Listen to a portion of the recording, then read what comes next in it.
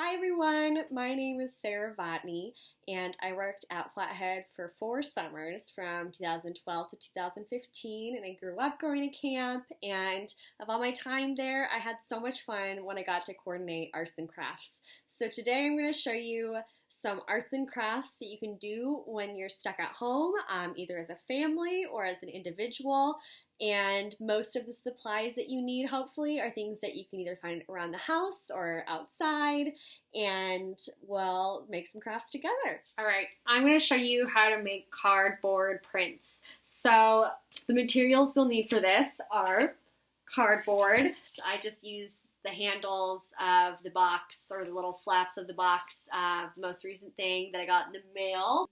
You'll need scissors or some sort of cutting item, like an X-Acto knife if you have one of those.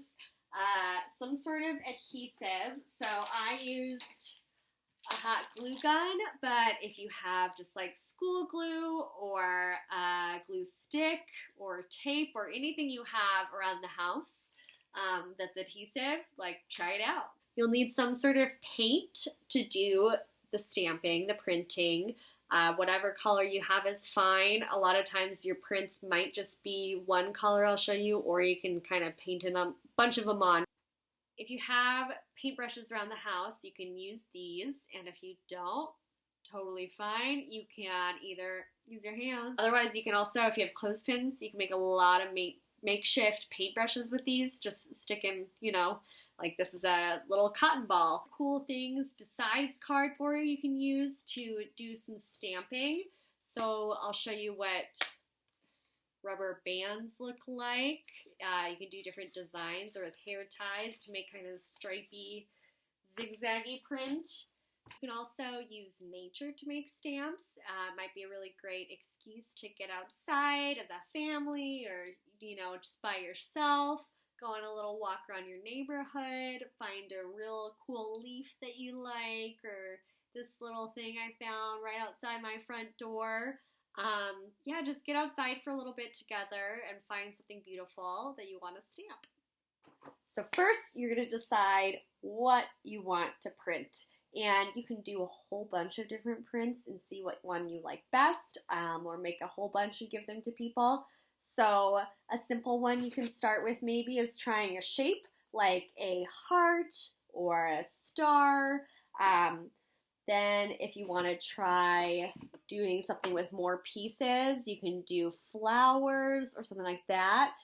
Think about maybe if you're going to send a card, what you'd want your card to look like. So you'll cut out the back. And it can be a little bit hard to cut cardboard with scissors, but you can draw out your design and then slowly and carefully cut it. Another great use of paper grocery bags is a nice workspace that you can get messy without worrying about. Roll it up, recycle. You're done cleaning for the day. It's a pandemic.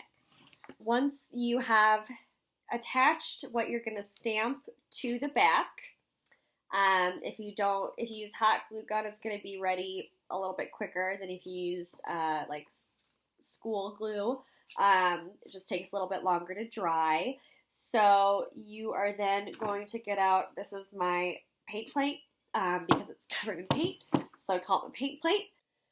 So I'll take my paint, put on my paint plate, and I'll try to just spread it evenly in an area about the size of my print. I'll take it and I'll really dunk it in there, just like if it's a stamp and you're pressing it onto the ink pad. Be a little bit gentle. Try not to get too much paint on the edges. Unless you want to, but that also might get stamped down onto your paper alongside the rest of it. Then you push it down where you want it to print. And you got to be a little bit careful with this, because if it slides around too much, it's also going to slide your picture around. I'll peel it back, and I've got a little heart stamp. If it's a smaller one like this, you can, if you'd like, try to glue something to the back of it to use kind of as a handle, because I'm already covered in paint and I've only done like 2 of these. If you have like a plastic soda bottle cap, or I don't know, extra corks around the house. You can glue those on and use as a sort of handle like that. Then you can really start playing with your designs as well and trying out different shapes. So I'm gonna try out these little kind of tulips. We'll see how they print. Okay, so we got some nice tulips here, and we got our heart over here. Now I'm gonna try stamping some just hair ties or rubber bands in a stripy design. See how that goes. Okay, so just doing these 3 hair ties in this little shape. Stamped that twice. It can give a really cool pattern. If you use a whole bunch of different stamps with a bunch of X's, that can look great. So now you can try your item from your nature walk, see how that stamps. So I just grabbed this weed from my front porch. You have a really big leaf that fell in your yard or something you see on your walk. Some nice flower petals. It feels a little bit silly to paint a plant, but let's see how that goes. If anything, it's still fun to just get outside. Okay, so that left this cool little flower that you can kind of see right here, the different leaves coming off and the stems. So we've got these final stamps here from cardboard and rubber bands and from our walk outside. So this can be just some really fun ways to make art for yourself or for someone else, or decorate a card, let someone know you're thinking about them. Bonus stamping tip: if you happen to have any tubes from toilet paper rolls or paper towel rolls that you finished and you want to recycle, lots of things you can do. Instruments, bird feeders, perfect time to bird watch right now, outside your window. Or this is a way you can make a stamp out of it. So step 1 is obviously disinfect the toilet paper roll, but then just fold it into the shape you want it to be. Try to fold it all the way through. If you want a low effort stamp, leave it a circle.